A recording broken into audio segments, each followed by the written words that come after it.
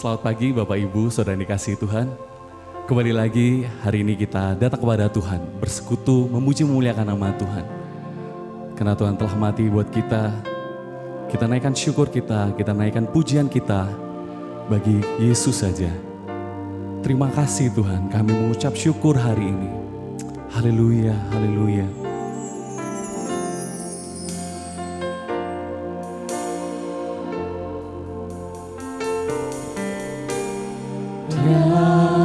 Yesus telah mati bagiku, Dia Tuhan selamatkan jiwaku. Bagi Dia pujianku, tak dapat ku balas kasih-Nya.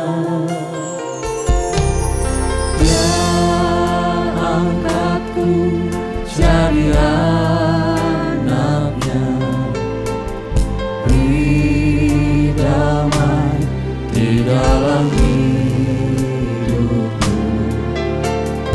Bagi Dia sembahku, hanya Dia segalanya bagiku.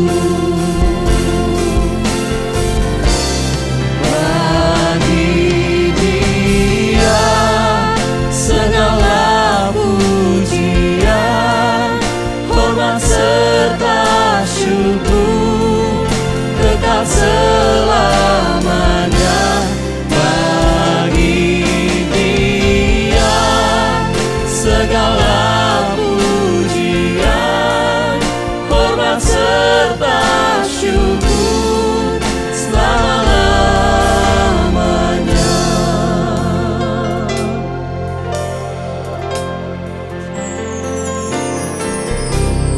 Dia Yesus telah mati bagiku, Dia Tuhan selamatkan jiwaku. Bagi Dia pujianku, tak dapat ku balas kasih-Nya.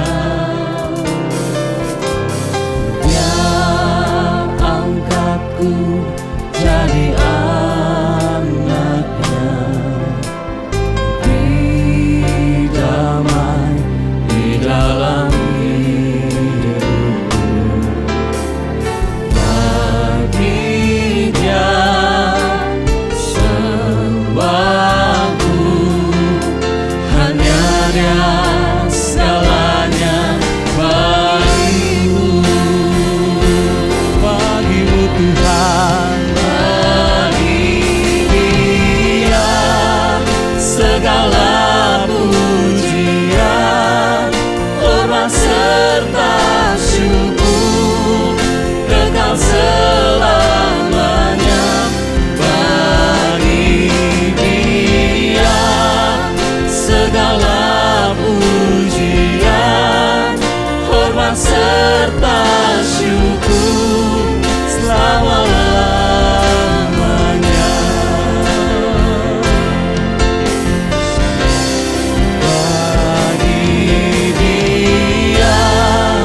Segala pujian, hormat serta syukur kekal selamanya. Bagi Dia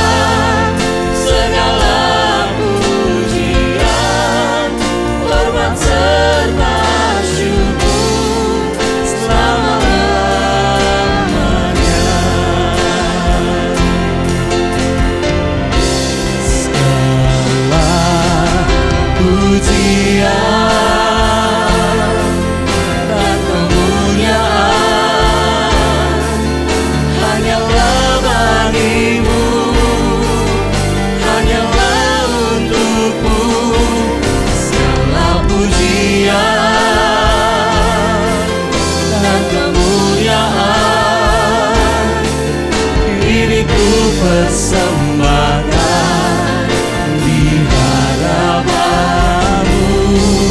Tuhan. Segala pujian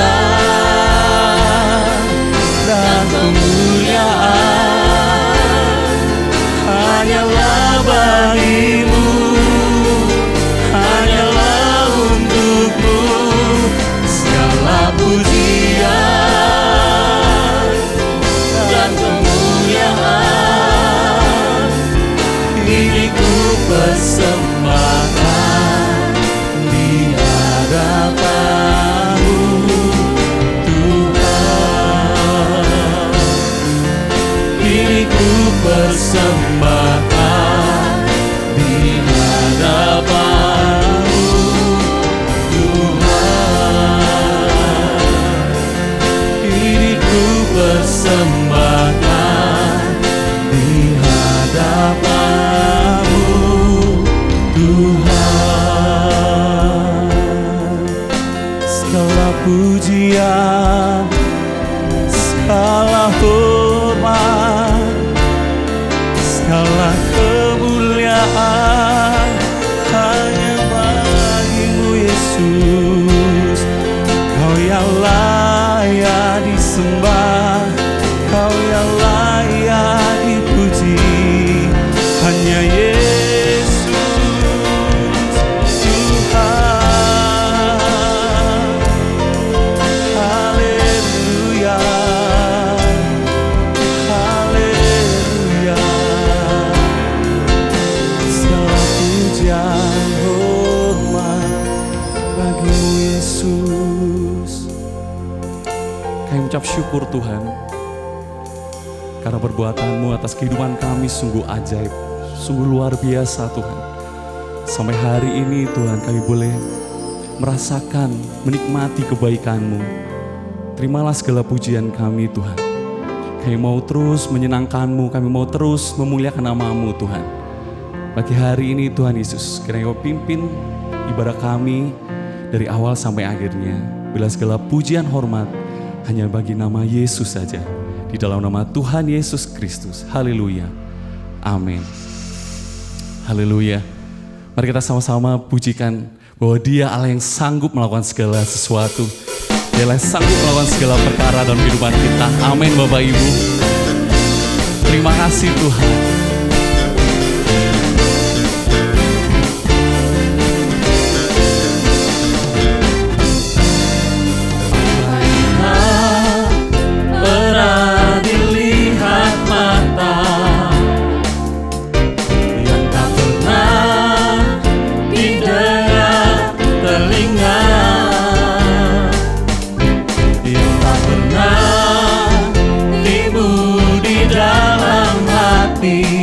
Semua disediakannya bagi yang mengasihi Dia. Allah sanggup melakukan segala perkara, dulu, sekarang, dan selamanya. Kuasanya tidak berubah. Allah sanggup melakukan segala perkara, dulu, sekarang, dan selamanya. Kuasanya tak berubah.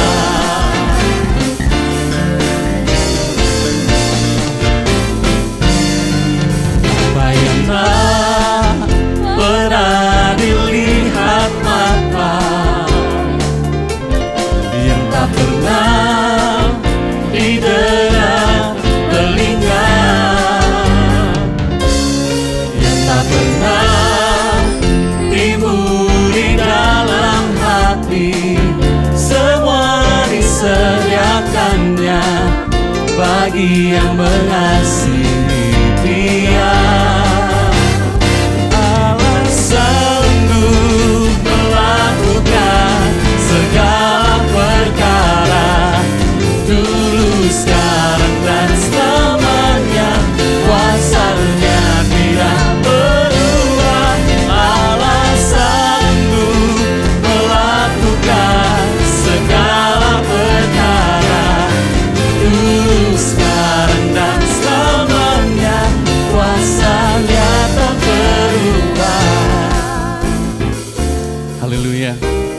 amin Bapak Ibu. Setiap kita merasakan kebaikan Tuhan, karena Yesus yang sanggup melakukan segala perkara dalam firman kita. Haleluya.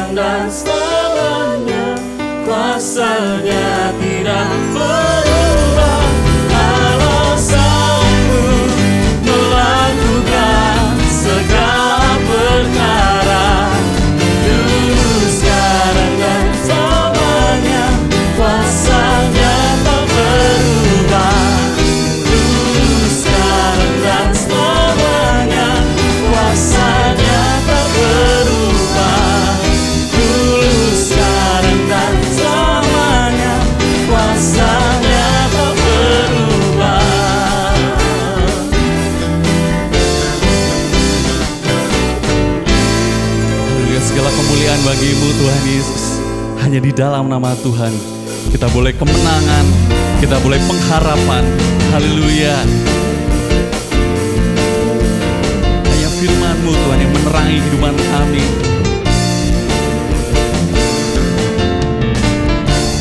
Firman terangi jalanku,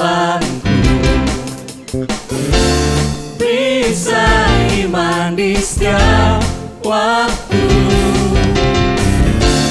lindungiku dari segala, tak pernah ku ragu, karena Dia bersamaku, setia menjaga dengan kuasa mulia. Hanya di dalam nama-Nya Yesus Dia sumber pengharapan di sepanjang hidupku. Hanya di dalam kuasa-Nya pasti tersedia kebenaran bagiku selama-lamanya.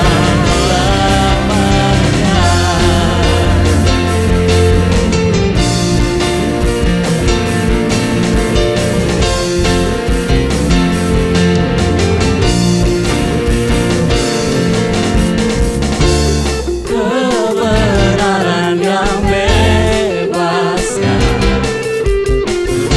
selalu berikan ku kekuatan, hadapi segala tantangan, tak pernah ku ragu, karena Dia bersamaku, setia menjaga dengan kuasa mulia. Hanya di dalam nama-Nya Yesus Dia sumber pengharapan di sepanjang hidupku.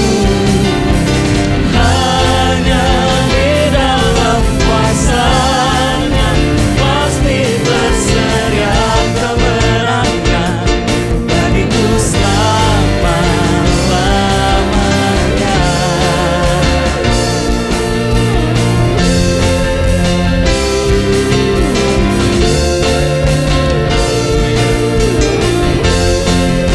Di dalam nama-Mu Tuhan, Dalam nama-Nya ada pengharapan, dalam kuasa-Nya kemenangan.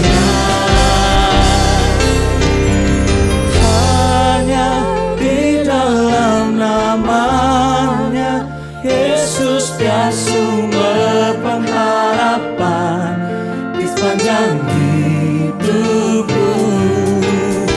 Hanya di dalam kuasa-Nya pasti tersedia kemenangan bagiku selamanya.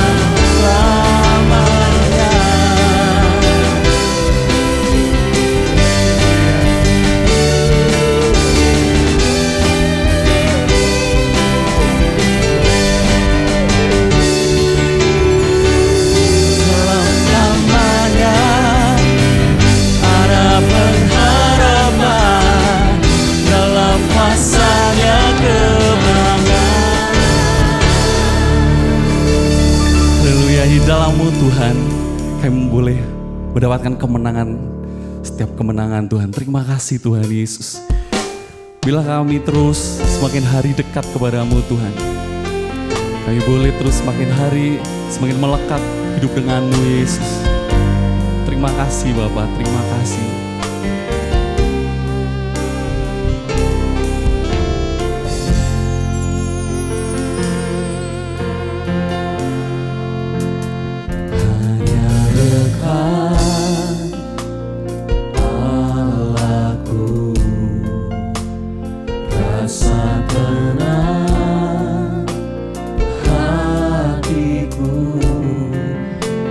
Sertai jalanku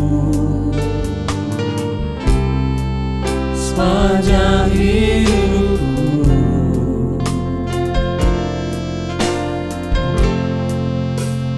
hanya dekat padamu ada kekuatan baru. Perlindunganku, keselamatanku,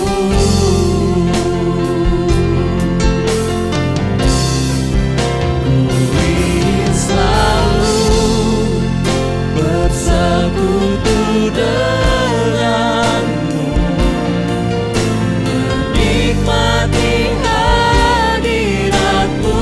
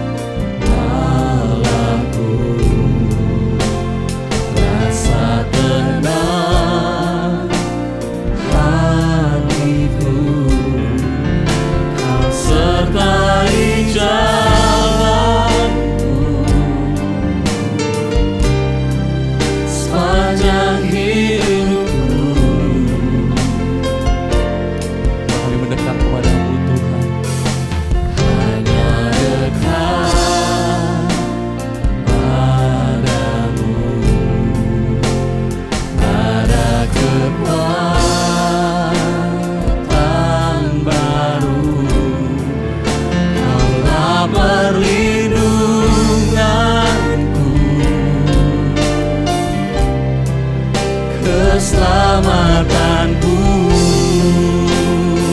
ku ingin selalu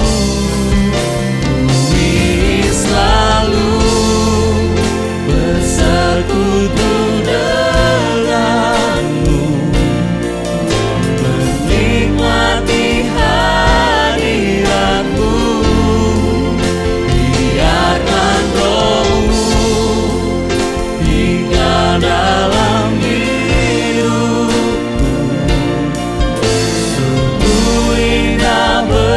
bersamamu.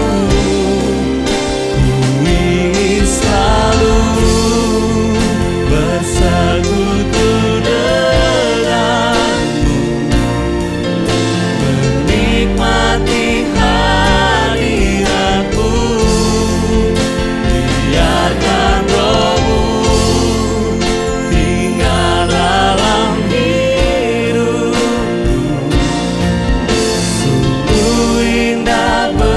bersamamu. Sungguh indah bersamamu, bersamamu Tuhan. Sungguh indah bersamamu selamanya. Tuhan, terima kasih untuk firman-Mu yang akan mengubahkan kehidupan kami. Kami percaya firman yang ditaburkan tidak akan pernah kembali dengan sia-sia. Biarlah firman itu boleh masuk ke dalam hati kami yang subur, yang akan bertumbuh dan akan berbuah-buah. Tuhan yang akan berbicara langsung kepada kami. Dan Tuhan juga sendiri yang akan mengurapi kami. Dan Tuhan sendiri pula yang akan menolong kami untuk kami dapat menjadi pelaku-pelaku firman Tuhan. Kami serahkan jam pemberitaan firman ini hanya di dalam tangan kuat kuasa-Mu saja. Di dalam nama Tuhan Yesus Kristus kami berdoa dan kami mengucap syukur. Amin. Silakan duduk kembali.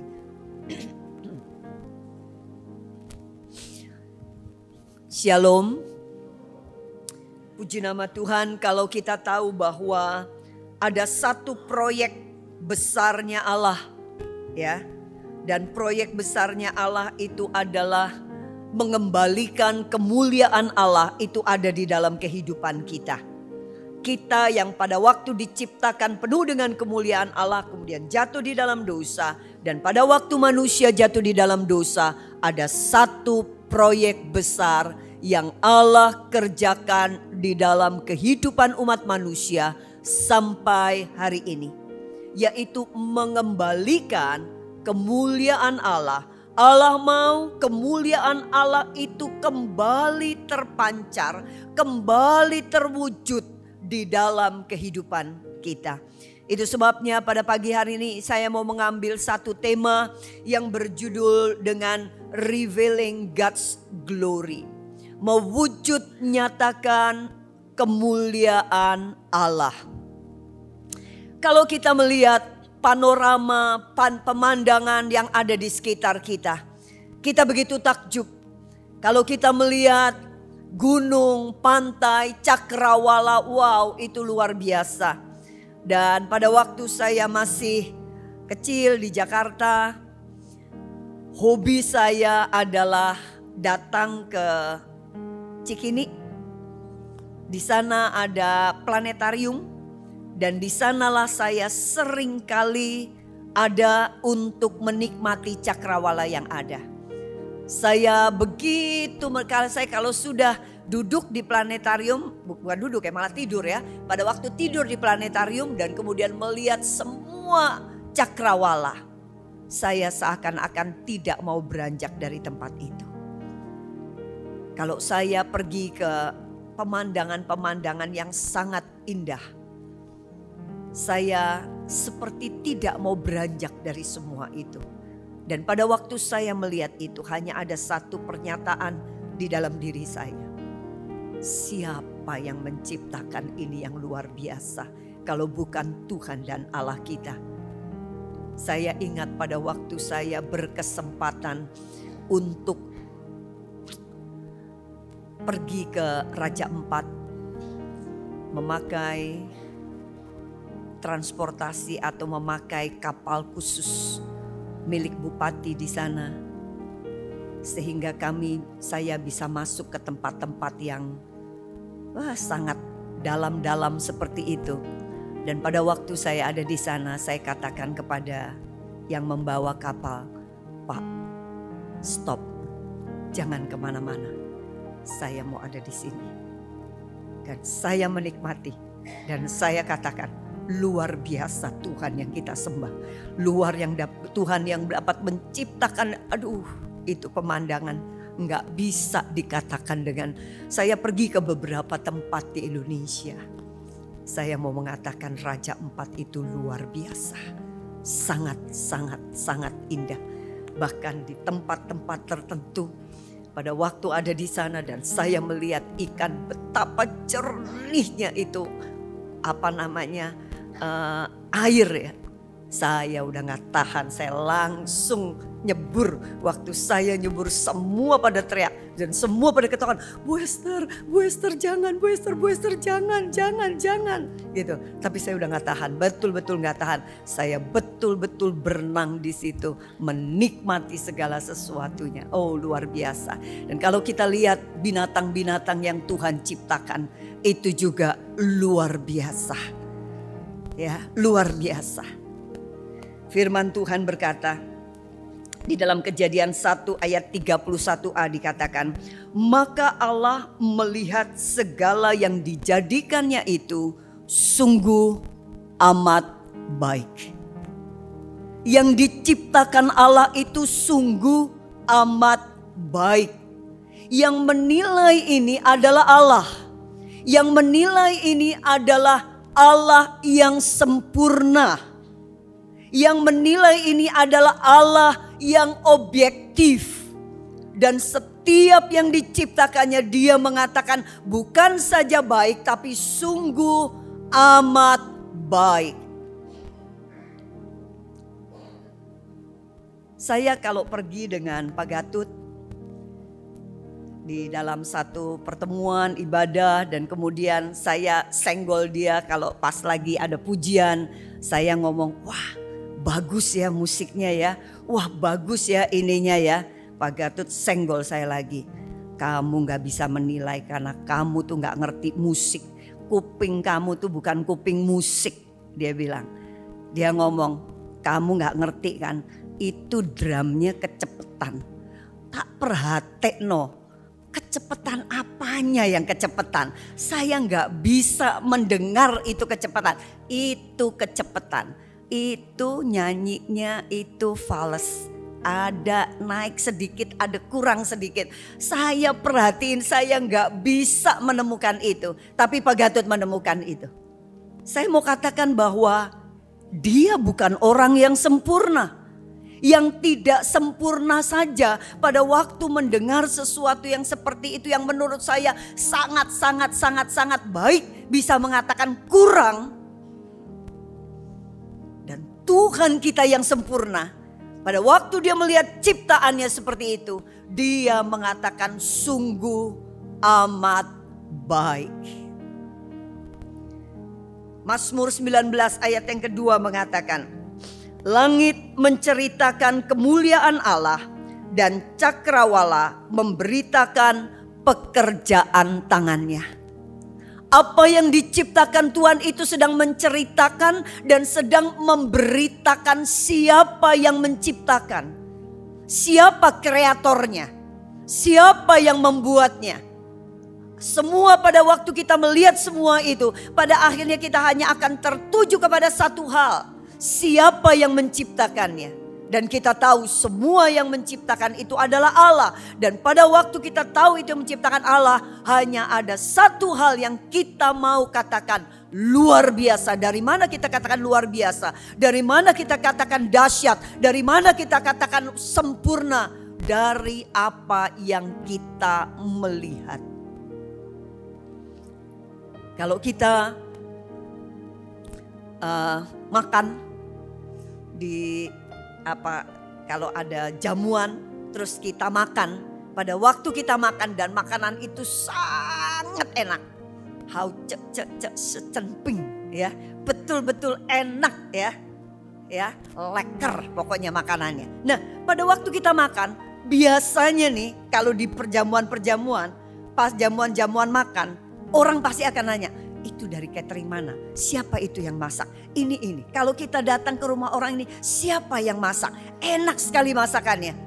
Bukankah semua display yang ada di hadapan kita itu sedang mengarah kepada siapa yang menciptakannya?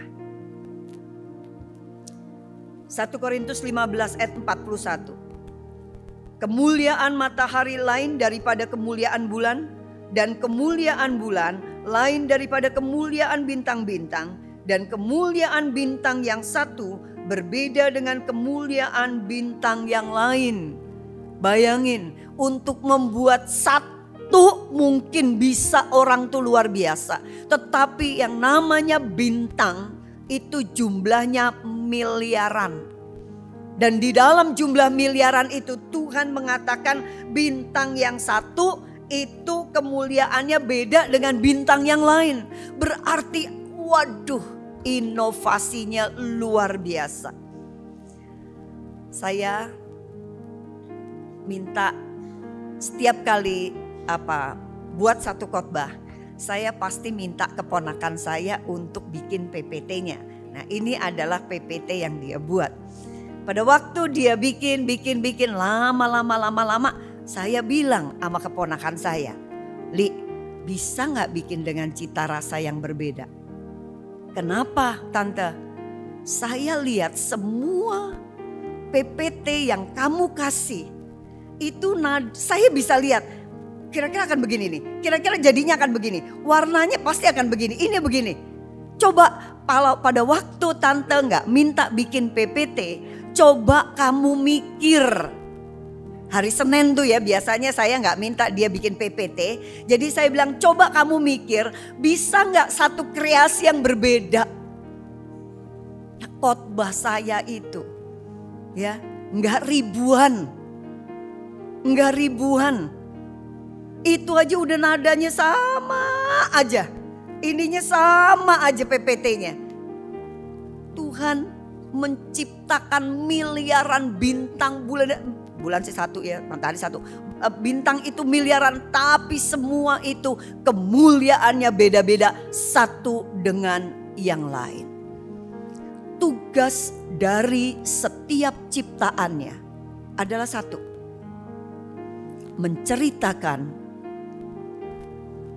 memberitakan kemuliaan Allah. Revealing God's glory, mewujud nyatakan kemuliaan Allah, itu adalah kewajiban dari setiap ciptaannya. Itu sebabnya saya ini sangat suka tanaman. Ya, saya juga suka hewan. Kalau saya lihat ada tanaman yang kering, aduh mata saya sepet, benar-benar sepet. Maksud saya gini, waktu Allah menciptakan itu nggak begitu bentuknya. Nggak coklat begitu, mestinya hijau tuh. Nggak kurus begitu, mestinya gemuk tuh. Nggak kering begitu, mestinya seger tuh. Makanya saya tuh paling gregetan. Saya tuh kalau udah pergi kemana-mana terus kemudian lihat ada tanaman yang ini. Saya tuh bawaannya kemudian kering gitu. Saya kemudian bawaannya cari keran gitu ya. Terus kemudian cari terus saya ambil air. Kemudian saya mau siram. Sampai kebiasaan ini diketahui oleh teman saya. Kalau dia sudah ngajak saya pergi, dia ngomong gini. Udah ini di hotel lu jangan begitu lu jangan malu-maluin, lu jangan cari keran, lu jangan ini.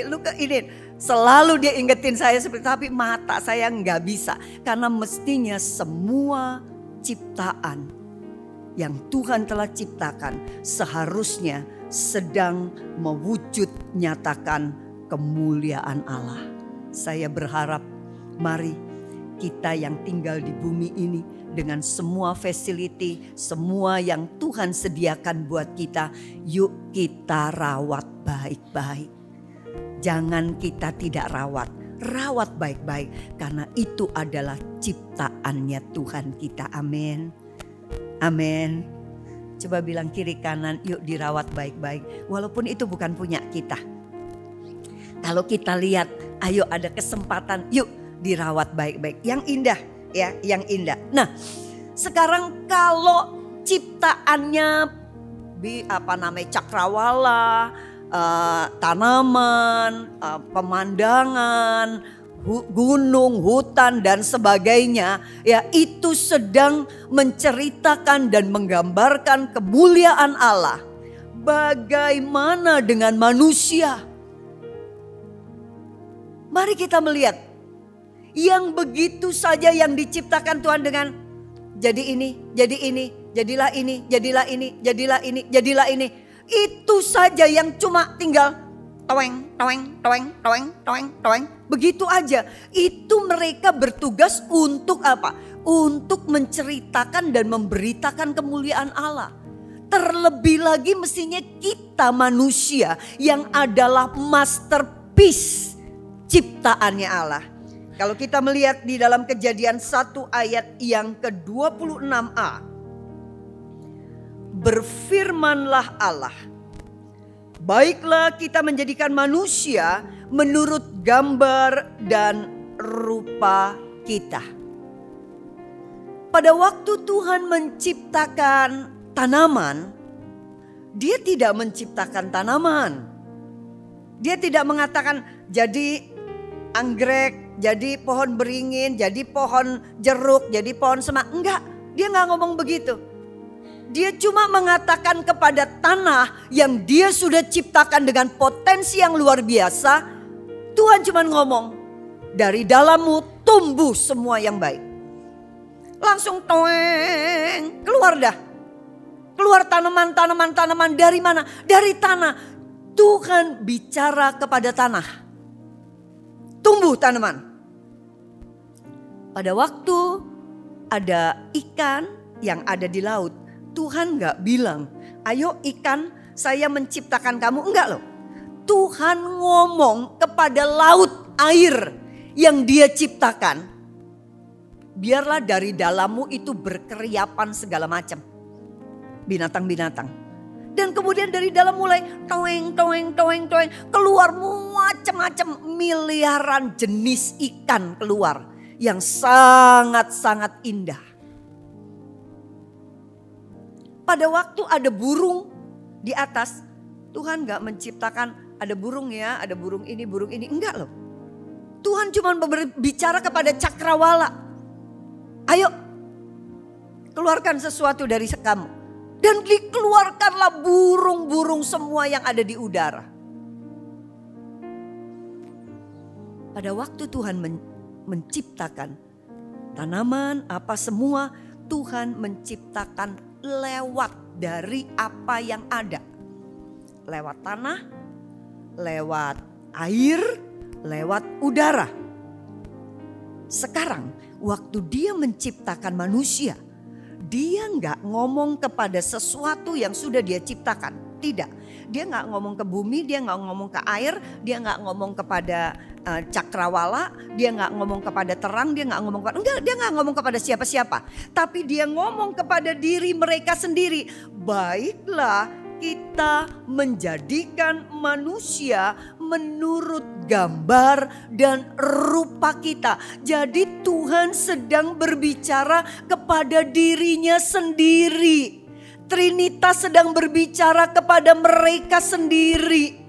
Yuk kita ciptain orang, kita ciptain manusia serupa dan segambar dengan kita. Kejadian 1 ayat 27. Maka Allah menciptakan manusia itu menurut gambarnya. Jadi perhatikan. Pada waktu Tuhan ciptakan, tanah gini ya, air gini ya, ini gini ya. Dan yang lainnya, jadi ini. Itu yang Tuhan mengatakan. Tapi pada waktu manusia, Tuhan beda. Bicara. Dan di dalam Kejadian 2 ayat 7 mengatakan, ketika itulah Tuhan Allah membentuk manusia itu dari debu tanah dan menghembuskan nafas hidup ke dalam hidungnya. Dari dalam Allah sendiri. Begitu diciptakan, memang diciptakannya dari debu tanah. Tuhan ambil debu tanah kemudian diciptakanlah. Tapi yang dari Allah itu apa? Nafasnya. Sadar gak saudara? Bahwa di dalam diri kita itu ada DNA-nya Allah. Di dalam diri kita itu ada roh Allah.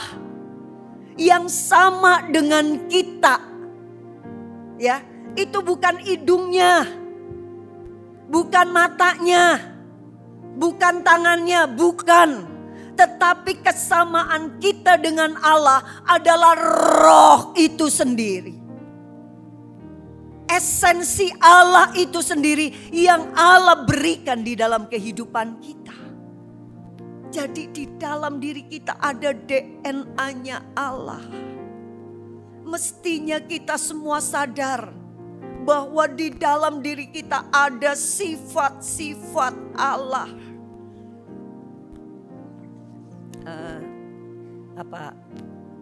Lagu The Goodness of God tuh ya. All my life you have been faithful.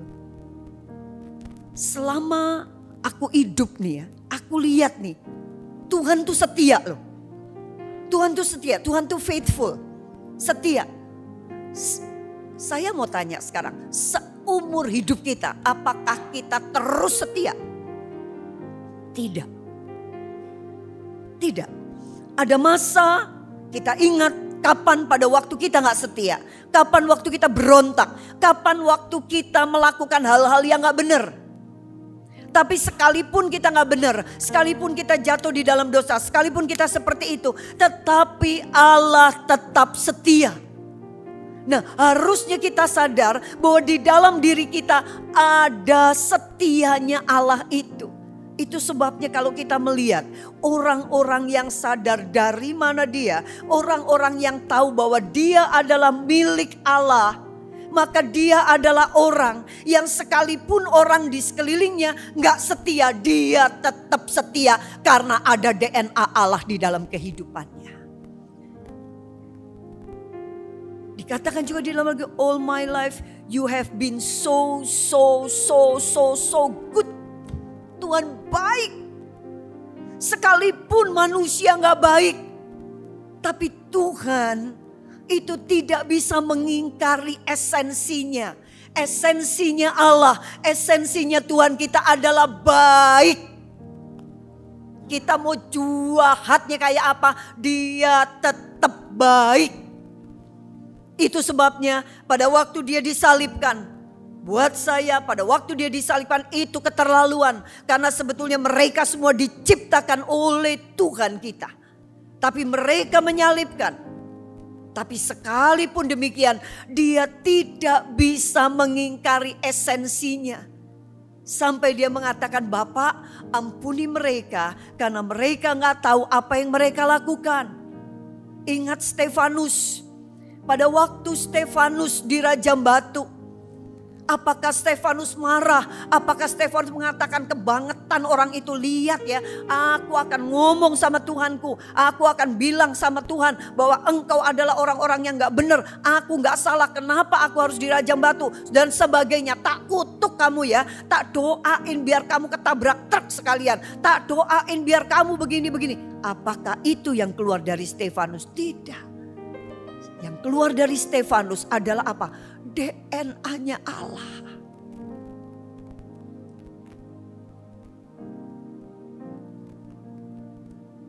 DNA-nya Allah. DNA-nya Allah yang keluar. Dia mengatakan, Tuhan jangan tanggungkan ini kepada mereka. Orang mungkin mengatakan, wah ini kelas dewa. Sebetulnya bukan kelas dewa. Sebetulnya kalau kita sadar di dalam diri kita, itulah yang namanya serupa dan segambar dengan Allah. Yang Allah hembuskan di dalam kita itu bukan masalah hidung, bukan masalah kuping, bukan masalah muka dan sebagainya. Yang menjadi persoalan pada waktu Allah hembuskan nafasnya, itu adalah sikap Allah sendiri di dalam kehidupan kita. Kalau tanaman, binatang, flora fauna dan sebagainya, cakrawala, mereka bertugas untuk revealing God's glory. Kalau mereka memiliki tugas untuk mewujud nyatakan kemuliaan Allah, terlebih lagi kita. Itu sudah tangan kedua. Ciptaan itu tangan kedua. Tapi kita itu tangan pertama. Karena di dalam diri kita ada Allah. Mestinya kita akan menjadi orang-orang yang senantiasa sadar seharusnya kita mempermuliakan nama Allah. Dan kalau kita melihat di dalam Yesaya 43 ayat yang ke-7. Semua orang yang disebutkan dengan namaku, yang kuciptakan untuk kemuliaanku, yang kubentuk, yang kujadikan. Semua orang, bukankah kita ini disebutkan dengan nama Allah? Mari kita jadikan manusia seperti gambar kita. Disebutkan, kita diciptakan, kita dibentuk, dan kita dijadikan oleh Allah. Maka tugas kita adalah revealing God's glory. Mewujud nyatakan kemuliaan Allah. ini adalah tugas utama kita. Mari kita sadar mengenai hal ini, ya. Nah, sekarang pada waktu manusia jatuh di dalam dosa, kita lihat apa yang terjadi. Pada waktu kita lihat tanaman, dari mana tanaman itu ada? Dari tanah, dari bumi. Karena Tuhan katakan, oke bumi, keluarkan segala sesuatu yang baik dari kamu. Keluarlah tanaman. Sekarang saya tanya, ambil tanaman itu, pisahkan dari tanah. Apa yang terjadi kepada tanaman itu? Mati. Mati. Awalnya mungkin mulai kuning, kering, mati akhirnya. Karena apa? Dipisahkan dari asalnya. Coba sekarang kita lihat ikan. Dari mana pada waktu itu ikan itu ada? Bukankah Tuhan yang kata, biarlah dari dalam laut itu akan berkeriapan segala sesuatu. Keluarkan ikan dari air. Keluarkan ikan dari air. Apa yang akan terjadi dengan ikan itu? Mati. Ikan yang tadinya kita lihat berwarna-warni, meliak-liuk. Jelek pada akhirnya. Seminggu yang lalu saya saking asiknya membaca. Sampai gak sadar kalau air yang ada di dalam, saya ada kolam kecil ya untuk ikan karena Pak Gatut senang sekali ikan. Jadi saya pada waktu ada rumah itu, saya dalam hati ngomong, aku ini sudah hampir 30 tahun menikah dengan Pak Gatut. Saya ingat sekali pada waktu tahun 93, waktu masih pacaran. Nikah kami 94, 93 itu saya tanya, Mas nih sukanya apa kalau punya rumah? Dia katakan, aku kalau punya rumah pokoknya mesti ada akuarium. Itu mimpiku. Saya mikir, masa Allah nikah hampir 30 tahun kok aku akuarium aja aku gak duwe yo. Aku kok gak punya ya. Memang bolak-balik saya bilang ayo beli akuarium. Tapi kamu loh yang urus. Bukan aku loh, karena aku gak bisa nih. Ngurus akuarium gak ngerti. Apa namanya gelembung udaranya apanya saya gak ngerti. Dah gitu ya. Sampai akhirnya tidak terwujud pada waktu kami pindah ke tempat yang baru. Kak saya bilang gini, oke, tolong buatkan akuarium kepada yang bangun nih. Tolong buatkan akuarium. Saya mau sebelum saya mati saya gak ditagih utang sama Pak Gatut ya. Sampai saya mati saya bilang nih utang gue udah lunas ya. Udah gue bikinin nih akuarium. Nah saya saking enaknya baca sampai gak sadar kalau udah gak ada lagi apa namanya air mengalir tuh ya. Gitu itu kan yang bikin O2-nya ada. Saya nggak sadar, rupanya mati sampai Pak Gatut pulang. Waktu Pak Gatut pulang, ting tong, saya baru keluar kamar, saya buka, begitu buka, saya juga masih nggak sadar tuh. Pak Gatut masuk, Pak Gatut ngomong gini, loh kok ininya mati? Oh, kapan dia mati? Ternyata ikan koinya yang gede satu mati. Padahal tuh ikan koi bagusnya setengah mati. Pak Gatut senengnya kalau udah capek tuh dia nomor satu pasti duduk di depan akuarium. Dia ngeliatin itu bisa sampai berlama-lama dia ngeliatin. Dia seneng kemuliaannya muncul itu ikan-ikan. Tapi begitu mati nggak ada waktu mati diambil. Saya geletakin udah saya taruh udah di luar. Biarin kalau ada kucing dimakan dah sama kucing. Udah gak ada bagus-bagusnya. Warnanya udah pudar. Udah gak bisa meliuk-liuk lagi. Perasaan tadi waktu ada di kolam badannya kayaknya segini nih gedenya. Tapi begitu keluar kayak langsung mimpes gitu. Kecil gitu. Sudah gak ada kemuliaannya pada waktu dia dikeluarkan dari air. Coba burung jangan dikasih udara. Apa yang akan terjadi? Hilang kemuliaannya. Udah gak ada bagusnya lagi. Sekarang bagaimana dengan manusia? Roma 3 ayat 23 mengatakan, karena semua orang telah berbuat dosa dan telah kehilangan kemuliaan Allah. Pada waktu kita terpisah dari asal kita. Siapa asal kita? Asal kita itu bukan dunia. Bukan. Asal kita itu bukan tempat di mana sekarang kita berpijak. Bukan. Yang dari dunia itu adalah raganya kita. Waktu kita mati, makanya biasanya hamba Tuhan akan mengatakan, yang berasal dari debu kembali kepada debu. Balik lagi yang debu, balik lagi jadi debu. Tapi rohnya ini kemana? Nah, pada waktu kita jatuh di dalam dosa, itu menunjukkan apa? Kita terpisah dengan asalnya kita, yaitu apa? Allah sendiri. Waktu kita terpisah dari Allah, disitulah kita sudah tidak lagi memiliki kemuliaan Allah. Waktu kita terpisah dari Allah, kita ini sebetulnya mati. Mungkin ada yang bilang, enggak kok aku masih hidup.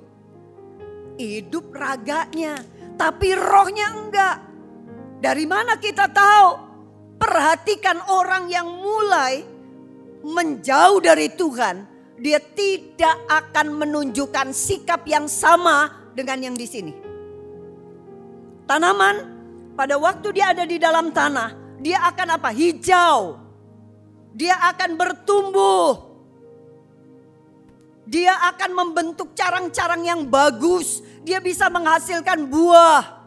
Tetapi pisahkan tanaman itu dari tanah.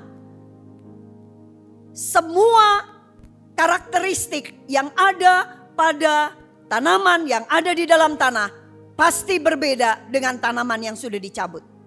Ikan juga begitu. Keluarkan dari air, karakteristiknya pasti beda. Ambil burung, jangan ada udara, karakteristiknya pasti beda. Taruh manusia, bawa manusia keluar dari Allah, bawa manusia menjauh dari Allah, karakteristiknya pasti beda. Yang tadinya setia, di sini udah gak ada setianya lagi. Yang tadinya di sini kasih, di sini udah gak akan memunculkan kasih lagi. Yang tadinya di sini ada sukacita, di sini udah gak akan ada sukacita. Yang tadinya di sini ada damai sejahtera, di sini udah gak akan ada damai sejahtera. Yang tadinya di sini ada kebaikan, di sini gak ada kebaikan. Yang tadinya di sini ada sabar, di sini udah gak ada sabar. Yang tadinya di sini kelemah lembutan, di sini udah gak ada kelemah lembutan. Yang tadinya di sini ada penguasaan diri, di sini udah gak ada penguasaan diri. Karakteristiknya totally different 180 derajat. Itu yang terjadi juga kepada semua ciptaan yang lain. Demikian juga kita. Dosa itu berarti apa? Kita kehilangan kemuliaan Allah. Dosa itu berarti apa? Dosa itu berarti kita mulai melakukan hal-hal yang tidak sesuai dengan Allah. Ini yang membuat pada akhirnya apa? Kemuliaan Allah itu mulai hilang dari kehidupan kita. Waktu kita ngomong sama orang, gak ada kemuliaan Allah. Waktu kita mengeluarkan ide-ide, gak ada lagi kemuliaan Allah. Waktu kita bergaul dengan orang, gak ada lagi orang bisa melihat kemuliaan Allah itu keluar dari dalam diri kita. Karena karakteristiknya udah beda. Udah beda, karena apa? Sudah menjauh dari Tuhan. Itu sebabnya kalau kita tahu, satu-satunya agar kemuliaan Allah itu kembali ada di dalam diri kita, yaitu apa? Mendekat lagi. Tidak ada yang mendekat Tuhan dan tidak berubah. Tidak ada. Dosa itu sedang berbicara mengenai sikap hati yang tidak mau ditaklukkan oleh firman Tuhan. dosa itu adalah sikap hati yang tidak mau tunduk kepada Tuhan. Nah, pada waktu kita dekat dengan Tuhan, waktu kita melekat dengan Tuhan, pasti kita berubah. Tidak mungkin enggak. Tiap kita kembali kepada sumbernya, pasti kita berubah. Ada satu daya di dalam diri kita. Gimana supaya kita ini bisa berubah? Gimana caranya supaya kita mendekat? Dengan cara apa kita mendekat? Baca firman. Enggak bisa enggak. Pada mulanya adalah firman dan firman itu bersama-sama dengan Allah. Dan firman itu adalah Allah. Sehingga tidak bisa tidak baca. Nomor satu baca dulu. Tapi baca aja gak cukup. Ada banyak orang yang pinter baca. Tapi apa? Firman Tuhan mengatakan bukannya orang yang berseru Tuhan, Tuhan yang akan masuk ke dalam kerajaan surga. Berapa banyak orang-orang yang jago Alkitabnya, tahu titik, koma, kitab apa, pasal berapa, ayat berapa, tahu persis. Tapi kelakuannya minus. Nggak ada kemuliaan Allah. Karena bukan cuma bicara soal baca, tapi bicara apa? Baca dan kemudian merenungkan dan melakukan firman. Lah gimana kita bisa melakukan firman? Gimana firman itu betul-betul menjadi lifestyle atau gaya hidup kita? Lah wong moco ae ora. Baca ae enggak. Lah ya apa? Nek baca enggak, jangan pernah berharap kita akan menjadi pelaku firman. Kalau kita tidak pernah menjadi pelaku firman, jangan berharap kemuliaan Allah itu ada di dalam kehidupan kita. Tidak ada yang mendekat Tuhan dan tidak berbuah.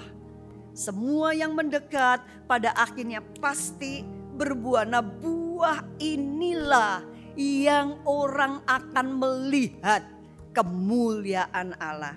Yohanes 15 ayat yang ke-8 mengatakan, dalam hal inilah Bapakku dipermuliakan, yaitu jika kamu berbuah banyak. Bukan cuma berbuah, tetapi berbuah banyak. Waktu kita berbuah banyak, disitulah Bapakku dipermuliakan. Dan dengan demikian kamu adalah murid-muridku. Sekarang kita tahu berapa umur kita sekarang. Mungkin ada yang umurnya sudah di atas 60. Mungkin ada yang umurnya di atas 40. Mungkin ada umurnya yang masih di bawah 20 tahun. Berapapun umur kita, ada satu tugas yang Tuhan mengatakan. Bukankah kita diciptakan, kita disebut, kita dibentuk oleh Allah. Allah mengembuskan nafasnya kepada kita. Dan seharusnya hidup kita adalah hidup yang sedang menceritakan dan memberitakan kemuliaan Allah. Inilah proyek Allah yang terbesar sampai saat ini. Mari kita menjadi orang-orang yang dekat dengan firman. Mari kita menjadi orang-orang yang suka juga berdoa. Karena dengan baca firman dan kita berdoa, disitulah kita akan diubahkan oleh Tuhan. Dan waktu kita diubahkan oleh Tuhan, disitulah buah-buah akan muncul. Dan waktu buah-buah itu muncul, buah-buah itu dirasakan oleh orang di sekeliling kita, disitulah Bapa kita dipermuliakan. Biarlah setiap orang yang mengenal kita, mereka pada akhirnya mengenal siapa Allah yang kita sembah. Kita akan tundukkan kepala. Tuhan, terima kasih. Engkau menciptakan kami berbeda dengan ciptaan yang lain. Terima kasih Engkau menghembuskan Roh-Mu sendiri ada di dalam diri kami. Terima kasih kami memiliki DNA Allah. Terima kasih atribut-atribut esensi Allah ada di dalam diri kami. Tuhan, tolong sadarkan kami. di dalam diri kami ada potensi yang luar biasa untuk kami dapat mempermuliakan Engkau. Tuhan, kami berdoa, tolong Tuhan, agar supaya kami terus mendekat kepada Engkau, agar supaya kami terus berkomunikasi dengan Engkau, sehingga kemuliaan Allah terus nampak, sifat-sifat Allah nampak di dalam diri kami. Terima kasih Tuhan, terima kasih. Biarlah Tuhan, kami saat ini sedang menyerahkan hati yang mau ditaklukkan di bawah firman Allah. Hati yang mau ditaklukkan kepada kebenaran firman Tuhan. Sehingga kembali kemuliaan itu, gambar diri Allah itu betul-betul nampak di dalam kehidupan kita. Sehingga semua orang yang melihat kehidupan kita, mereka pada akhirnya mempermuliakan Bapa kita yang di surga. Di dalam nama Yesus kami berdoa, kami mengucap syukur. Amin.